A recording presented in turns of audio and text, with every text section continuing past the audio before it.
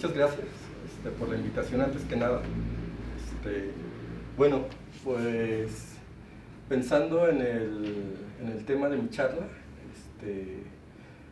pues sabemos todos que actualmente pues la humanidad está hablando en cuestiones de tecnología, todavía está como muy reducida, digamos, en el sentido en el que no podemos ir todavía a regiones espaciales lejanas para hacer detecciones in situ. Si bien a lo largo de la historia ha habido infinidad de naves que han salido y que actualmente están orbitando alrededor de la Tierra, algunos otros, digamos, han sido naves que están dirigidas a algún planeta como Marte, Juno, que fue a Júpiter, o una de las más interesantes a mi parecer, que es Parker, que es una misión kamikaze que va dirigida hacia el Sol, o bien los viajeros que salieron desde 1960 más o menos. Pues pensando en eso, pues justamente los rayos cósmicos vienen a ser eso, vienen a ser los mensajeros del espacio.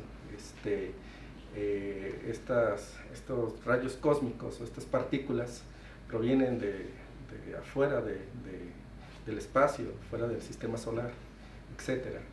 Y justamente cuando captamos en alguna nave espacial o en algún dispositivo detecta este tipo de partículas, lo que tenemos es información tanto de la fuente que los genera como del espacio que tiene que atravesar. A medida que va viajando los rayos cósmicos a través del medio interestelar, digamos, va captando información y la trae hasta la Tierra. En este sentido, pues justamente los rayos cósmicos vienen a hacer eso, esos mensajeros, y diciéndolo de una forma un poco más romantizada, digamos, nos acerca un poco más al conocimiento de cómo es que es el universo allá afuera, ¿no? Bueno, más o menos mi charla va a estar encaminada de esta forma. Les voy a dar unos antecedentes. Voy a hablar un poco de la modulación de rayos cósmicos, cómo se detecta en Tierra. Les voy a hablar un poco acerca de lo que estoy haciendo, una parte de mi investigación y algunas conclusiones. Bueno, históricamente, espero no encandilarlos, históricamente fue Victor Hess a quien le atribuimos el descubrimiento de los rayos cósmicos. Fue más o menos en 1912, en 1913, que él, a partir de ascensos en globos aerostáticos, él pudo detectar que la radiación cósmica, realmente a él no se le atribuye el término rayos cósmicos, pero justamente él fue quien dijo que la radiación venía de forma extraterrestre. Si bien antes ya había gente que ya estaba trabajando con radiación, como Coulomb, etcétera, contemporáneos, para ese entonces se creía que la radiación existente provenía de fuentes de la Tierra. Entonces justamente Victor Hess lo que hacía, o lo que quería, aquí les muestro unas imágenes reales de Victor antes de subir o ascender. Aquí está una foto panorámica de los globos que él utilizó. Se pudo percatar, dentro del globo de la canastilla tenía instrumentos que se llaman ¿mande? ¿Cámara de nubes? No, electroscopios, muy similar, ¿no? Son electroscopios que él situaba aquí. Entonces, a medida que él iba subiendo, lo que él quería analizar, investigar, ¿no? En ese caso quería demostrar que toda la radiación provenía principalmente de la Tierra. Sin embargo, él encontró que a medida que iba subiendo, si bien iba disminuyendo la radiación, encontró en un punto, más o menos como a los 40 o 50 kilómetros, comenzó a detectar que los electroscopios comenzaban a ionizarse. Este tipo de instrumentos, pues son, no sé si los han visto, son una especie de cámaras construidas por unos tubos que son conductores. En la parte de arriba tienen como una esfera y en la parte de abajo tienen como una especie de láminas. Más o menos las láminas son pueden ser de aluminio, pueden ser de oro, digamos de un buen conductor. Lo interesante de esto es que si estas láminas se separan o se juntan, me da un indicativo, me puede decir si algún objeto o algo, digamos, está electrificado o no. Entonces, lo interesante de esto es que a medida que él rebasó ese nivel, hace 50 kilómetros, él encontró que se ionizaba muy rápidamente. Después, posteriormente, cuando subió, de hecho, su marca más alta fue esta, 5.300 kilómetros, encontró que, bueno, aumentaba muchísimo la ionización. Ahora, Actualmente se conoce que esta capa es la ionosfera, principalmente, que va desde los 50 hasta los 500 kilómetros. Y bueno, si bien aquí no está, realmente fue posteriormente, en 1926, con digamos, trabajos desarrollados por otros, digamos, otros científicos, quien posteriormente se le dio el nombre de rayos cósmicos, pero digamos, a él solamente se le atribuyó, digamos, una radiación proveniente del espacio. Esto dio pie a una nueva generación, a una nueva área de la física. Después hicieron varios descubrimientos de nuevas partículas, etc. Y finalmente, digamos, aquí hay otra fecha muy importante, por lo menos para los rayos cósmicos, que fue en 1938, con Pierre Auger, quien, digamos, con su equipo comenzó a desarrollar tecnología para poder captar esa radiación. Lo interesante que hizo esta persona es que él puso detectores sobre la superficie de la Tierra y los separó a varias distancias. Entonces, lo interesante de esto es que encontró que esta radiación que venía de allá afuera, pues no necesariamente, o más bien cuando la detectaban, no todos los dispositivos o detectores que él desarrolló se encendían o los captaban al mismo tiempo, sino que en algunas ocasiones estos dispositivos los detectaban en una porción o se iban encendiendo de forma consecutiva. Eso dio pie a pensar que este tipo de radiación tenía como un sentido de llegada, es decir, que se podía más o menos inferir que podía llegar desde algún sitio o de otro, ¿no? Y esto es importante porque a partir de aquí se comenzaron a desarrollar muchísimos dispositivos para poder hacer la captación de los rayos cósmicos. Este tipo de rayos, pues, se les conoce ahora como rayos cósmicos secundarios, que son los que llegan a la superficie de la Tierra y que son producidos por partículas que llegan al tope de la atmósfera, conocidos como rayos cósmicos primarios. Bueno, respecto a los rayos cósmicos ahora, pues ya sabemos que son partículas, principalmente partículas, protones, que tienen muy alta energía y que viajan a velocidades muy cercanas a las de la luz. Vienen desde todas direcciones y en un amplio intervalo de energías. Aquí les pongo como un GIF representativo de los rayos cósmicos que se pueden encontrar, o sus fuentes provienen de todas partes del universo, y transportan información, principalmente de su composición química, de las fuentes que lo generan. Estos rayos cósmicos viajan a través del universo, del espacio, y llegan hasta nosotros. Sin embargo, esta porción de información que llega, pues solamente es una pequeña porción del vasto conocimiento, de la vasta información que hay en el universo.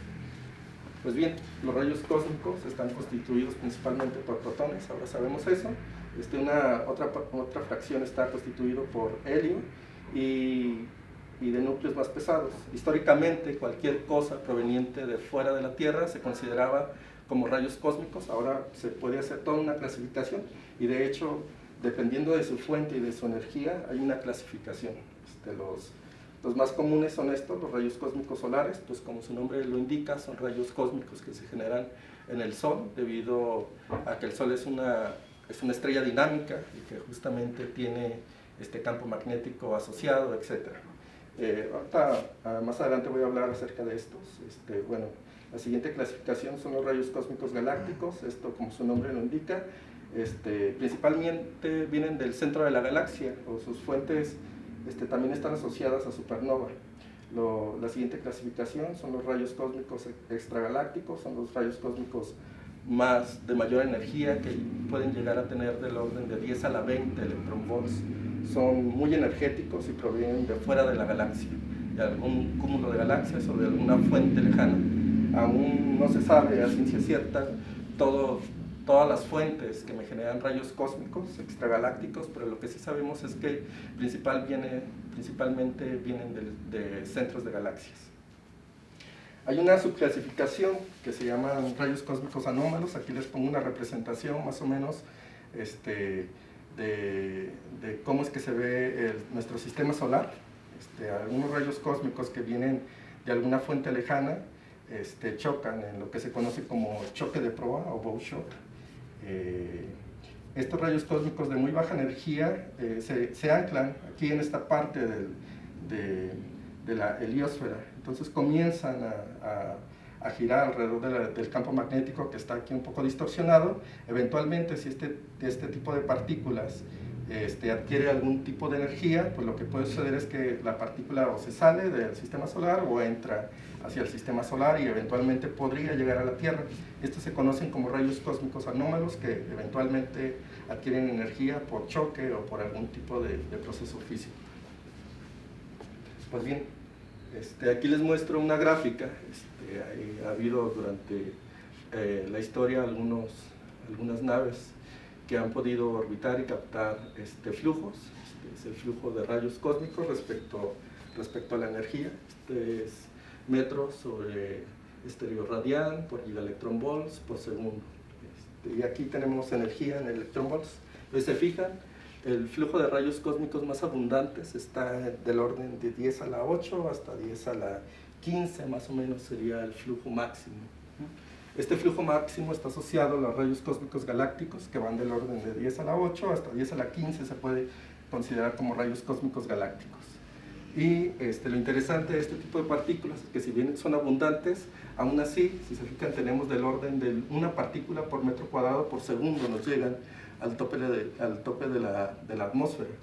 Si quisiéramos captar partículas de mayor energía, pues entonces el flujo se ve disminuido, digamos del orden del 15,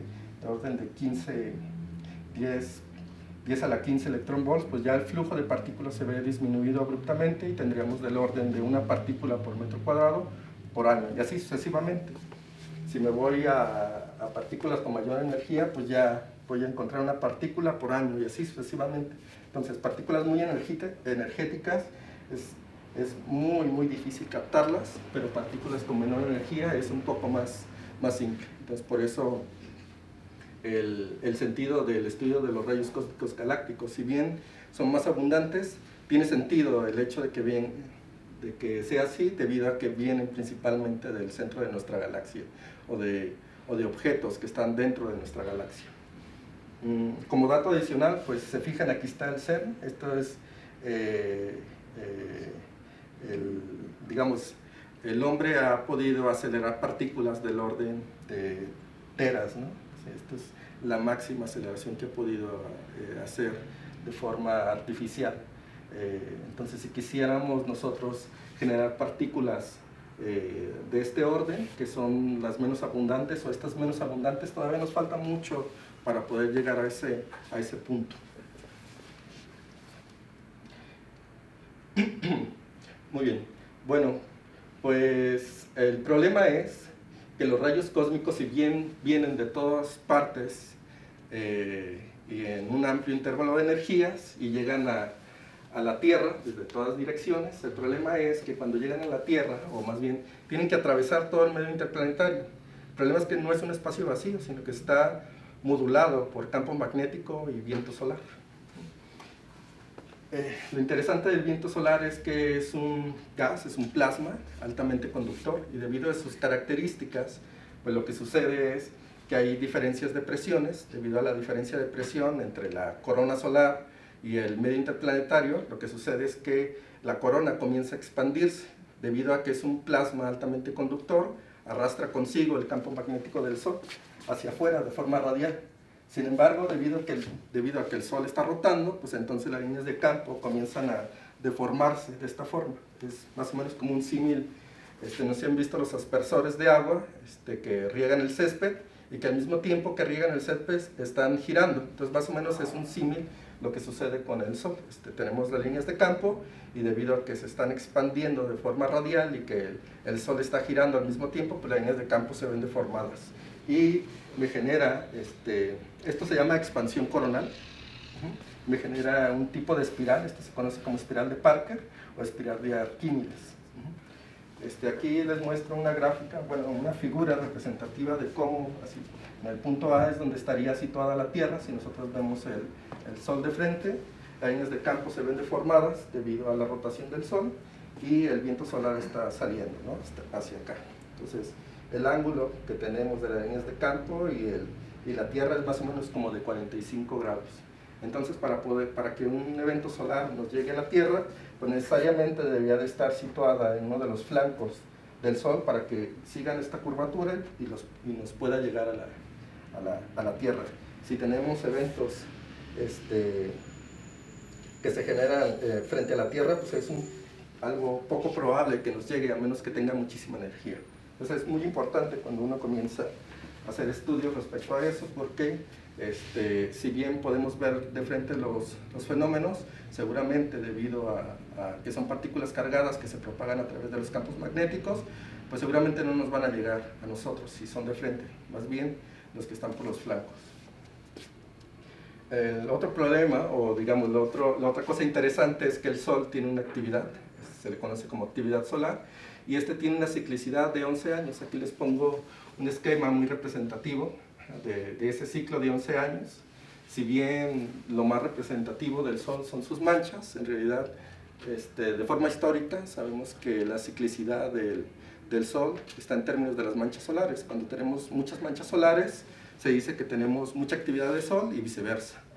Estas manchas solares en realidad están asociadas a esos abrillantamientos, se les conoce como regiones activas, y es justamente donde tenemos líneas de campo del Sol que vienen desde el núcleo del Sol y que emergen en forma de loops, de arcadas, y que comienzan a interaccionar. Digamos, el Sol es como una especie de cebolla que tiene varias capas. Hay una capa donde tenemos, debido a diferencias de presiones y temperatura que son muy altas, tenemos granulación o tenemos material que está siendo movido por convección debido a esas diferencias de presiones de temperatura.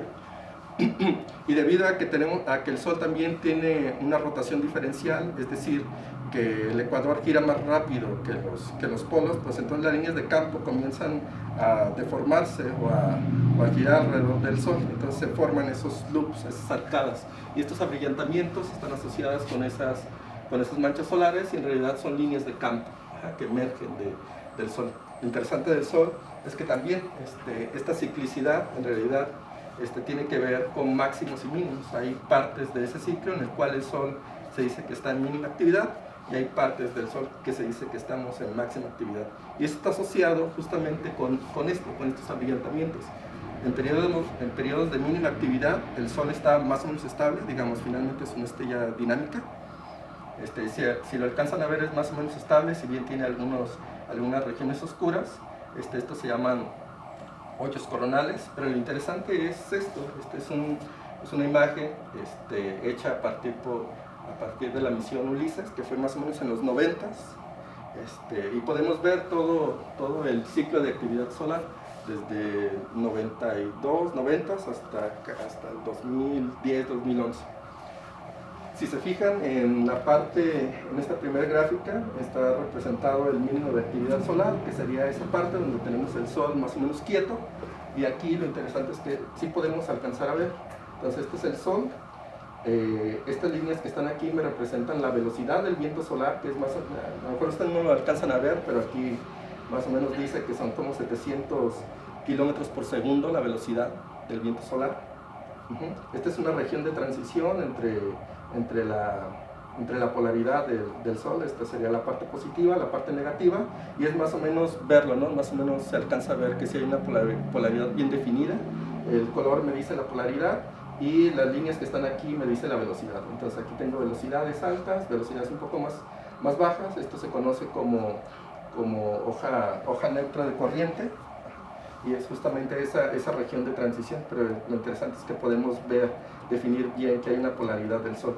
A medida que el ciclo solar avanza y que llegamos a un máximo de actividad, digamos aquí, un máximo de actividad donde tenemos el Sol un poco más activo, entonces tenemos regiones de abrillantamiento, y si lo viéramos en el visible, veríamos que todas las manchas solares están aquí, están asociadas a estos abrillantamientos.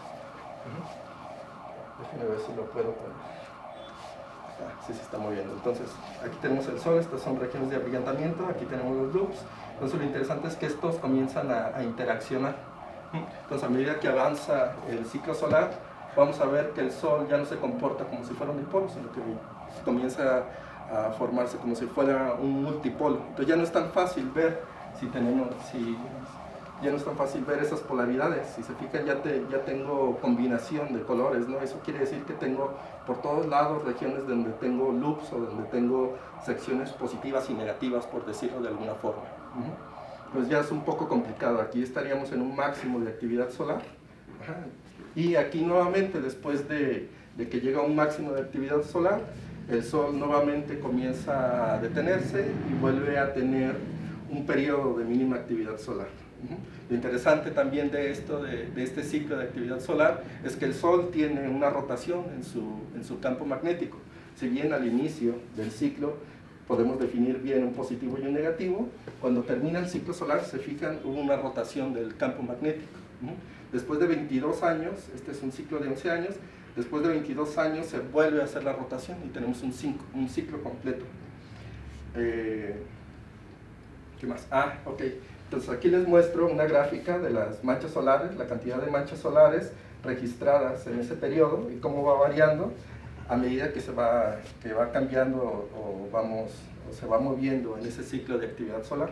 Entonces un indicativo muy preciso sobre la actividad del Sol es el número de manchas solares. Esta línea que está aquí realmente hace referencia a la hoja de corriente que es esta región de transición, que justamente me está diciendo que el Sol comienza a cambiar su polaridad. Y entonces cuando tengo muy pocas manchas solares, eso quiere decir que el Sol está en un mínimo de actividad, tengo muy pocas regiones activas y entonces la probabilidad de que exista un fenómeno como una eyección de masa coronal o una ráfaga solar es muy poco probable, y a medida que yo tengo más manchas solares, pues lo que me dice es que la probabilidad de que exista un evento solar es mayor, y que entonces si yo me voy al Sol y lo observo, pues voy a encontrar más regiones activas. Entonces la probabilidad de que exista un evento solar es mayor, si bien todavía no se puede decir cuándo va a suceder uno. El hecho de que yo tenga muchas manchas solares o muchas regiones activas, pues es un indicativo de que posiblemente yo voy a tener eventos solares. Pues bien, conociendo esto, pues entonces en la Tierra, es una gráfica de la cantidad de cuentas, la tasa de cuentas registradas en el monitor de la Ciudad de México, el monitor de neutrones de la Ciudad de México, y entonces podemos ver la tasa de cuentas. Entonces, si se fijan, acá en la parte de abajo tengo la cantidad de manchas solares registradas desde 1960 hasta el 2011 más o menos. Entonces, se fijan, hay una correlación, una anticorrelación muy directa. Cuando tengo mínimos de actividad solar, pues yo tengo un máximo de cuentas de rayos cósmicos, y eso quiere decir que allá afuera, el medio interplanetario, el espacio como tal, es más o menos estable. El campo magnético, las perturbaciones que se propagan a través del medio, es más o menos estable. Y a medida que yo me voy acercando a máximos de actividad solar, es decir, cuando tengo más regiones activas y tengo eventos solares, pues lo que sucede es que estos eventos modulan el campo magnético interplanetario, eso genera irregularidades en el campo, perturbaciones, y eso hace que los rayos cósmicos les cueste más trabajo entrar o llegar hasta la Tierra. Entonces, en la superficie de la Tierra, pues lo que encontramos son deficiencias en las cuentas o un decremento en la tasa de cuentas en los rayos cósmicos. Y así sucesivamente. Entonces, en periodos de mínima actividad o cuando el Sol se dice que está quieto, entonces tengo un máximo de tasa de cuentas de rayos cósmicos, y cuando estoy en un periodo de máxima actividad solar, tengo un déficit, una disminución en la tasa de cuentas de rayos cósmicos. Y eso es interesante, porque entonces cuando yo comience digamos, si yo quiero comenzar a analizar el flujo de rayos cósmicos sobre la superficie de la Tierra, es importante saber en qué periodo de actividad solar estoy, para poder definir si estoy en un máximo o en un mínimo de actividad solar, y así yo puedo calibrar mi equipo, dependiendo de qué es lo que quiera estudiar, claro está. Bien. Bueno, eventualmente existen eventos catastróficos muy grandes en el Sol, llamados eyecciones de masa coronal, en el cual se caracterizan por el desprendimiento, de material de la Tierra. No sé por qué no se alcanza a ver. Bueno, entonces esta es la corona solar, y tenemos eyecciones de masa coronal. Este es un coronógrafo que me está tapando la fotosfera.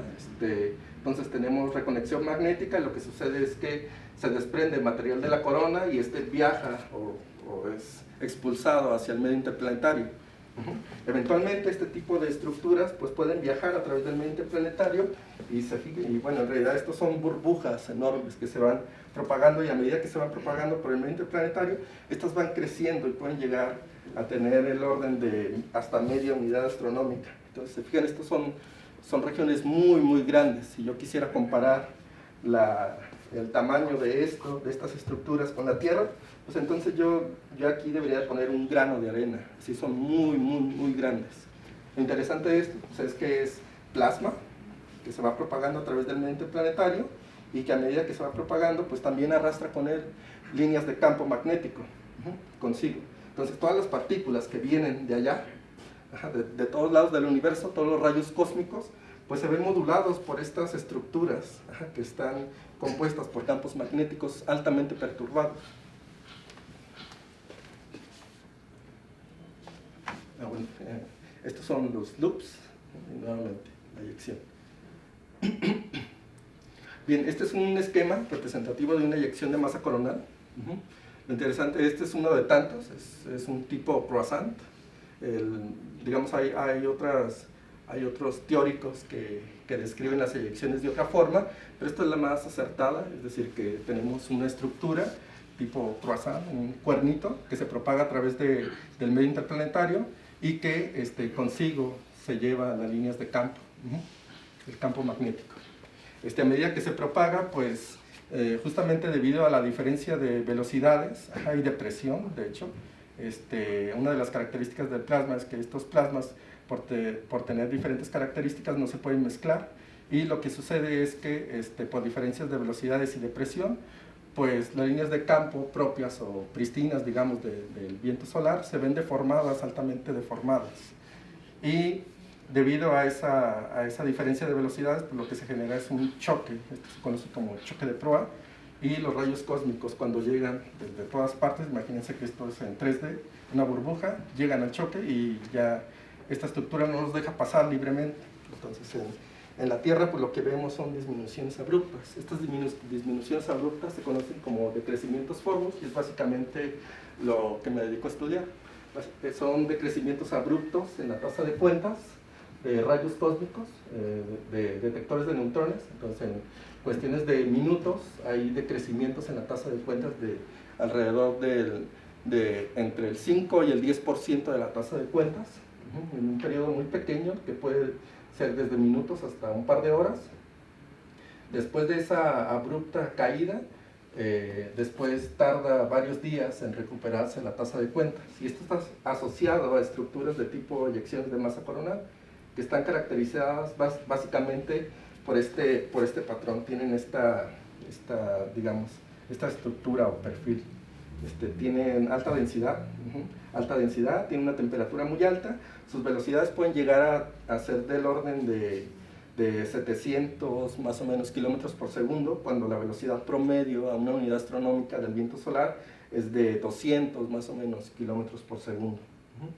El campo magnético es muy intenso, eso hace que las líneas que los rayos cósmicos cuando interaccionan, pues entonces al encontrarse con un campo magnético muy intenso van a comenzar a interaccionar. Recuerden que cuando tengo una partícula cargada y un campo eléctrico, pues estos van a comenzar a girar alrededor de las líneas de campo.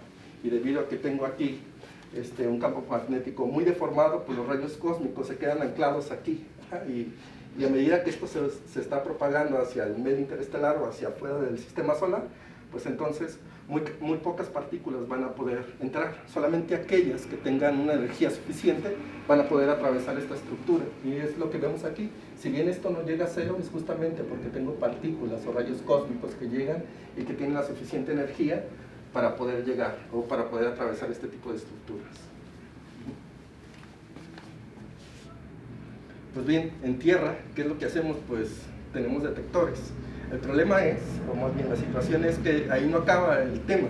Si bien tienen que atravesar el medio interplanetario, pues una vez que llegan a la Tierra, llegan a las capas altas de la atmósfera y me generan cascadas electromagnéticas o chubascos. Es una nueva generación de partículas. Entonces puede ser por Bremsstrahlung o algún otro tipo de procesos físicos.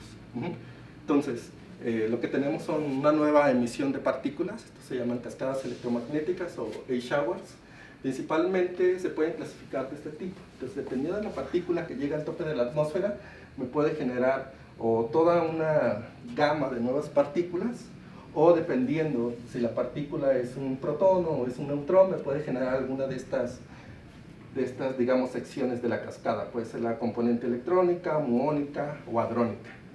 Ya hay simulaciones que me permiten poder discriminar qué tipo de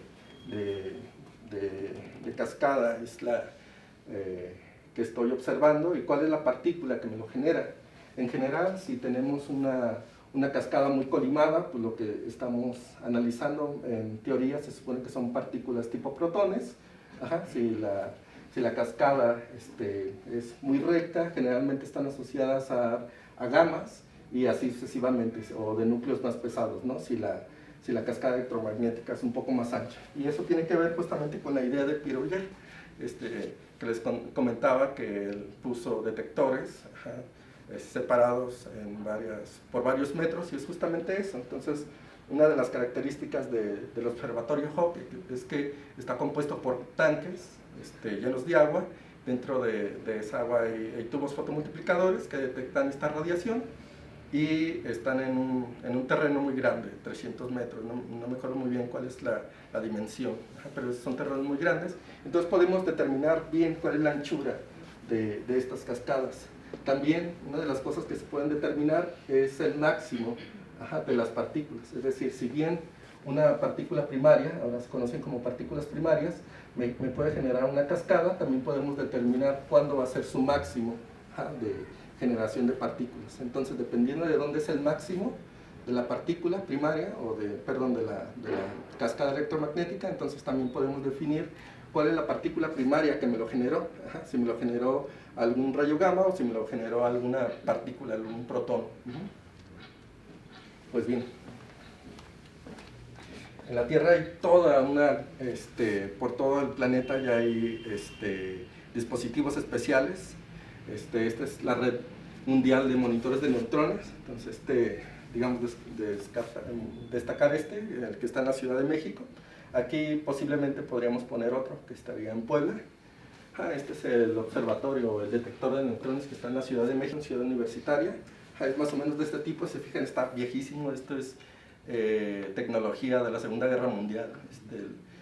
Lo desarrollaron, si bien lo obtuvieron en los 70s, 80s, esto ya tiene muchísimos años.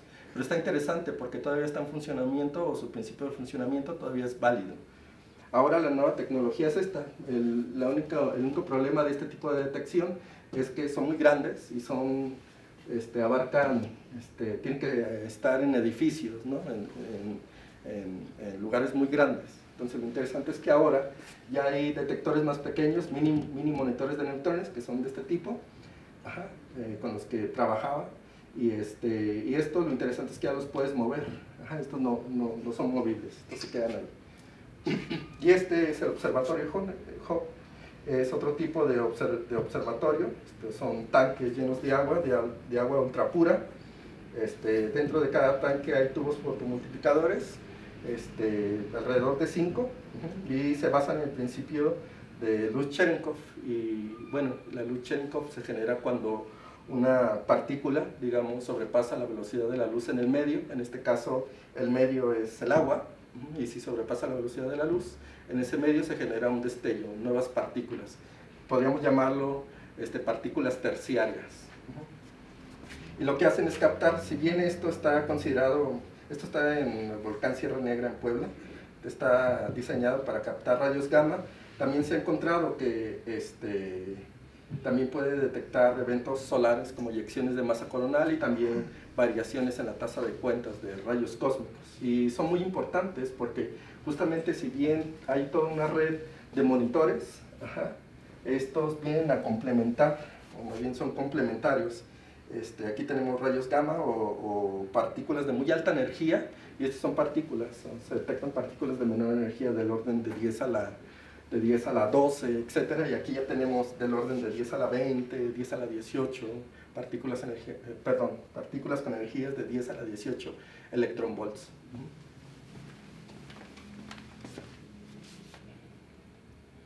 Pues bueno, parte del trabajo que estoy haciendo es detectar cuál es el umbral de modulación. Si bien sabemos que los rayos cósmicos nuevamente vienen desde todas direcciones y en un amplio intervalo de energías, al pasar por el medio interplanetario se ve modificado por el viento solar y campo magnético, y luego cuando llega a la Tierra nuevamente se ve modulado por el campo magnético de la Tierra, y luego las partículas que componen la atmósfera, etcétera. Pues el problema es que pues lo tenemos que estudiar de alguna forma, ¿no? Hay una ecuación que me concentra toda esta información, se conoce como ecuación de transporte de rayos cósmicos en la heliosfera, y me resume, o digamos de alguna forma me ayuda a determinar cómo es que se comportan los rayos cósmicos desde que llegan al tope de la heliosfera, es decir, al límite del sistema solar, hasta una unidad astronómica, hasta que llegan a la Tierra.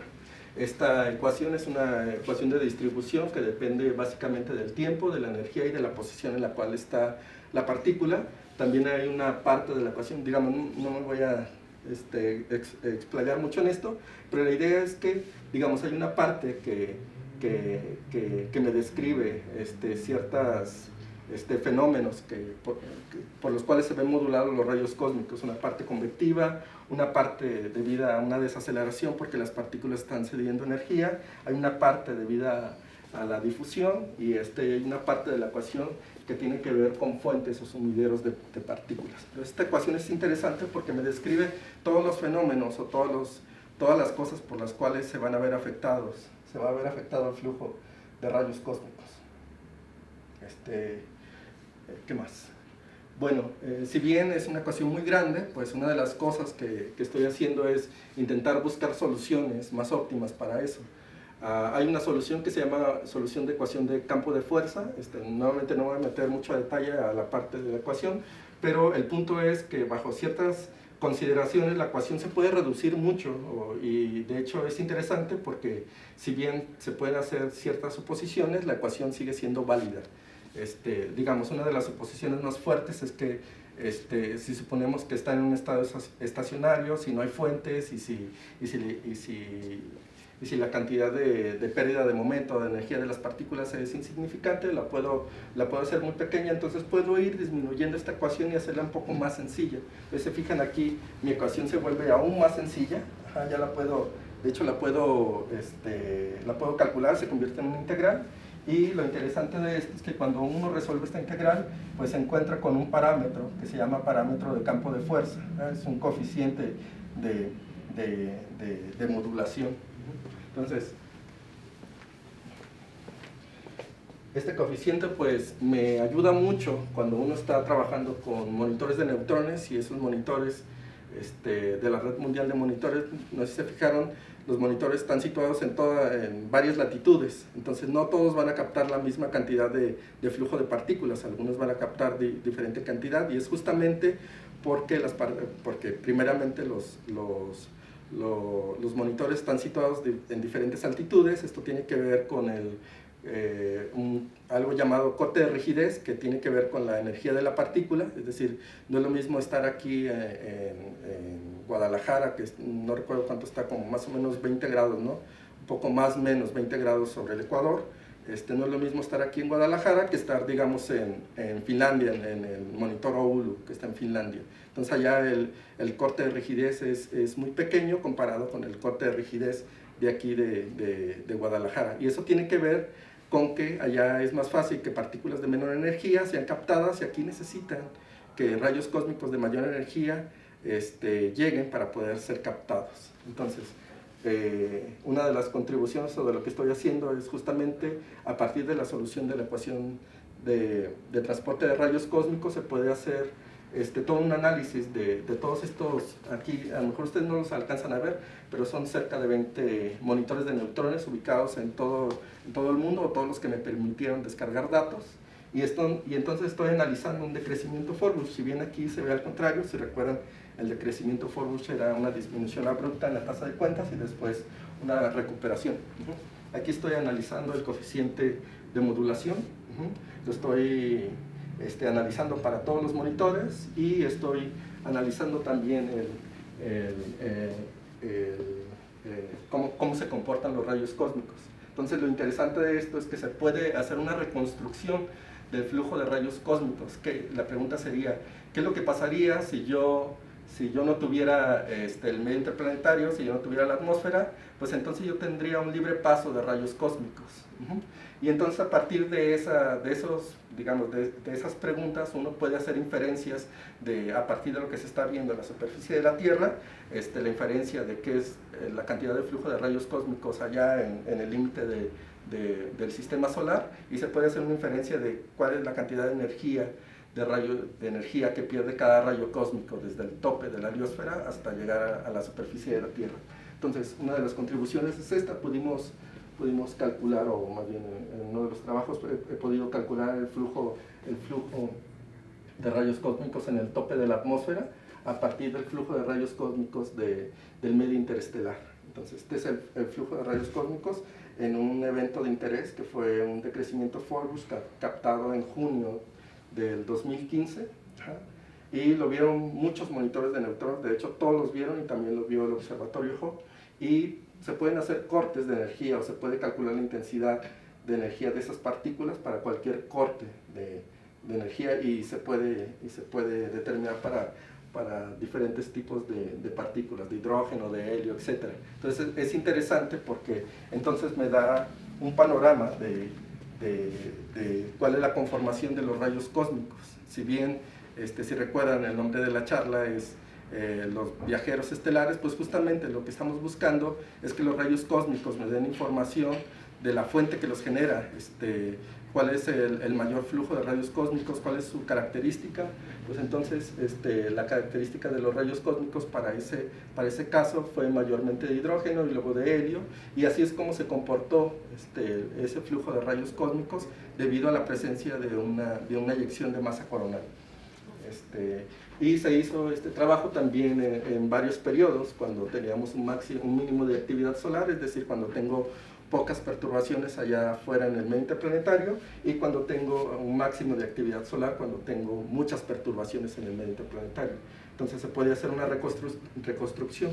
Si bien una de las cosas o aplicaciones que tiene esto es que si bien la radiación, en algunos casos cuando tengo estructuras muy grandes de eyecciones de masa coronal, que son básicamente, bueno, nuevamente material de plasma que trae campos magnéticos, interaccionan con algún tipo de dispositivo, alguna nave espacial que esté girando alrededor de la Tierra, pueden interaccionar. Eso sería algo muy catastrófico. Podría haber un cortocircuito eventualmente cuando suceden este tipo de estructuras. Lo que encontramos son gaps en los datos. Entonces el poder reconstruir el flujo de rayos cósmicos es importante, porque luego cuando tenemos exceso de información, el mismo instrumento se bloquea, deja de captar información, y yo lo puedo complementar con lo que ve, digamos, dispositivos sobre la superficie de la Tierra. Bueno, y esto se puede hacer, o se hizo una reconstrucción de todo el histórico desde 1960 hasta la actualidad. Entonces está interesante porque se puede analizar tanto el pasado ahora se conoce como clima espacial, es decir, cómo se comporta allá afuera el clima, el interaccionar el viento solar con la magnetosfera terrestre, ¿no? Cómo comienza a interaccionar, digamos. Entonces podemos ver cómo le fue antes, en cualquier punto que nosotros estemos interesados, y a pesar de que no haya, digamos, datos en alguna parte, se pueden hacer reconstrucción de forma triangular, considerando monitores de neutrones en la superficie de la Tierra, y también considerando que los monitores se comenzaron a construir desde el 1960, etc. Entonces, esto viene a ser algo interesante o importante, por lo menos para lo que estoy haciendo, porque justamente podemos determinar cuáles son las características del medio interplanetario en determinados ciclos solares, y ver cómo es que se comportaron los rayos cósmicos. También, si podemos encontrar algunos incrementos abruptos, también podríamos inferir que en ese punto en la historia seguramente podríamos inferir si hubo algún evento catastrófico como una explosión de supernova o algo así. Entonces pueden hacer inferencias de qué es lo que pasó en épocas anteriores, y poder hacer un análisis un poco más exhaustivo acerca de esto. Pues bien, una de los objetivos también es esto, es encontrar, si bien esto no es mío, esto de hecho es del Observatorio Pierre Auger, que está en Argentina, en las Pampas argentinas, pues la idea es esta, básicamente, con el Observatorio Hubble, lo que estamos haciendo es justamente, si bien me está captando radiación secundaria proveniente de un rayo cósmico primario que llegó de alguna fuente, pues lo que se está intentando hacer es generar todo un mapa estelar de las posibles fuentes de rayos cósmicos que se tienen en el universo, es decir, cuál sería su dirección de arribo, cuáles son las galaxias que tienen mayor actividad, y así poder tener un mapa ya bien definido de cuáles son las fuentes que me generan mayormente un flujo de rayos cósmicos, cuál es la energía asociada que me pueden acelerar partículas estas fuentes, y pues una de las cosas que se están haciendo actualmente es esto, hacer simulaciones dependiendo de las características de los rayos cósmicos secundarios que se detectan en la superficie de la Tierra. Se hacen reconstrucciones vía Corsica, digamos, algunos lenguajes de programación para poder determinar su fuente y poder determinar cuáles son las distancias, las amplitudes, energías, etc. Entonces, si bien una de las cosas interesantes de esto es que se puede determinar ya ahora si la partícula es un protón, o si es un neutrino, o si es un rayo gamma. Entonces la idea es esto, finalmente hacer un mapa muy general de la bóveda celeste, ¿no? Y de las fuentes de emisión de rayos cósmicos. Bueno, en general eso es todo. Algunas conclusiones respecto a esto es que bien, si bien los rayos cósmicos son partículas cargadas de muy alta energía y provienen de todas partes del universo, todavía hay mucho por descubrir. Una de las principales contribuciones de su estudio es que contribuye, bueno, pues al proceso o al conocimiento de procesos físicos de sus fuentes, y contribuye también al desarrollo de nuevas tecnologías, y esto abre, digamos, muchísimas cosas, ¿no? Desde la parte de telecomunicación, bueno, comunicaciones, etc. Entonces podemos hacer inferencias también del medio interplanetario. Ok, bueno, lo bueno es que ya terminé. Y eso es todo, gracias.